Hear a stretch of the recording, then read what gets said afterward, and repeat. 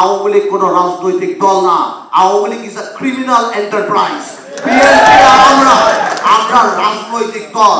আজকে বিএনপিকে আমি ধন্যবাদ জানাই যে বিএনপির মতো এত বড় একটা রাজনৈতিক দল, হয়তো ইলেকট্রাল রেটে আমরা ওরকম ইম্পর্টেন্ট নাও হতে পারি, কিন্তু রাজনীতিতে হয়তো আমরা রেলিভেন্ট।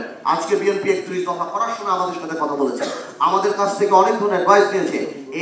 এই পদক্ষেপকে আমরা স্বাগত জানাই, কিন্তু কষ্ট লাগে এনসিপি আপনাদের জন্য, কারণ আপনারা এর মধ্যে ইনক্লুডেড অন্তর্ভুক্তি হতে পারেন নাই।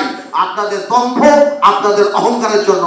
মনে রাখবেন, সরকার চালানো আর সরকার নামানো এক জিনিস না।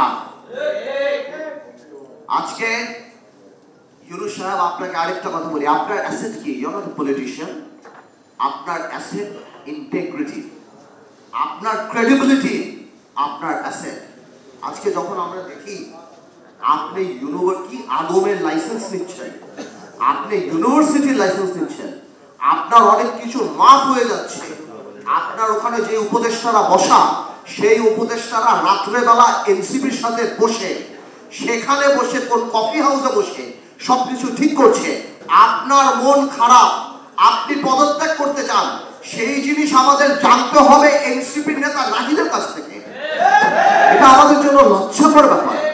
আপনি আজকে যে পারমিশন গুলি নিয়েছেন, এই পারমিশন গুলি হয়তো কোন একটা গণতান্ত্রিক সরকার আসলে আপনি নিতে পারতেন, কিন্তু আজকে নিয়ে আপনার ইন্টিগ্রিটি অ্যাটাক করার, আপনার ইন্টিগ্রিটিকে প্রশ্নবিদ্ধ করার কোনো দরকার ছিল না। এজন্য আমরা বলতে চাই, আমরা জানি আপনি রাজনীতিবিদ না, আমরা জানি আপনার আশেপাশে রাজনীতি নাই। আপনি এখন নির্বাচনের ডেটটা দিয়ে দেন বাংলাদেশে। আমরা সবাই বলছি যে ডিসেম্বরের মধ্যে নির্বাচনটা আপনি যদি দিয়ে দেন, এই দেশে সবকিছু একটা লাইনের মধ্যে চলে যাবে। আজকে ব্যবসায়ীরা ইনভেস্ট করে না কোথাও, তারা মনে করে ভাই ইলেকশনের পর কি হবে, প্রশাসন কারা আসবে, কোথায় কি হবে, চাকরি বাকরি ব্যবসা থেকে আরম্ভ করে সবকিছু আপনি একটা কনফিউশনের মধ্যে আপনি ফেলে দিয়েছেন বাংলাদেশে। আজকে আমাদের কষ্ট লাগে, আমি রিপিট করতে চাই না। অনেকেই বলে আপনি বিদেশের মাটিতে কত বড় মিসলিডিং ইনফরমেশন দেন। আপনি বলে একটা বিএনপির মতো একটা রাজনৈতিক দল ছাড়া আর কেউ চায় না। তো আপনি তো ওই রাজনৈতিক দলটার দৈর্ঘ্য আর প্রস্থের কথাও জাপানে বলে দিতেন যে ওই রাজনৈতিক দলটা কত বড়। ওই রাজনৈতিক দলটার সাপোর্টেই আপনি যে চেয়ারে বসে আছেন, ওই রাজনৈতিক দলটার সঙ্গেই যুগপৎ আন্দোলনে আমরা সবাই ছিলাম। তাহলে এত বড় মিসলিডিং ইনফরমেশন আপনি দিতে পারেন না।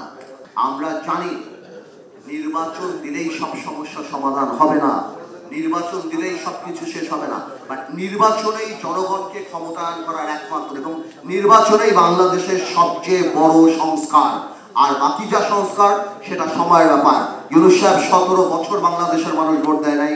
আপনি মানুষের ক্ষমতাটা মানুষের হাতে দিয়ে দেন, মানুষ আপনাকে সব সময় স্মরণ রাখবে, এবং আমরাও আপনাকে শ্রদ্ধার সাথে স্মরণ রাখবো। তাহলে আমি আগেও বলি, ইউনুস সাহেব, পলিটিক্স আর ইকোনমিক্স এক না। পলিটিক্সে 2 আর 2 22 হয়, ইকোনমিক্সে 2 আর 2 4 হয়। আপনাকে অনেক ধন্যবাদ।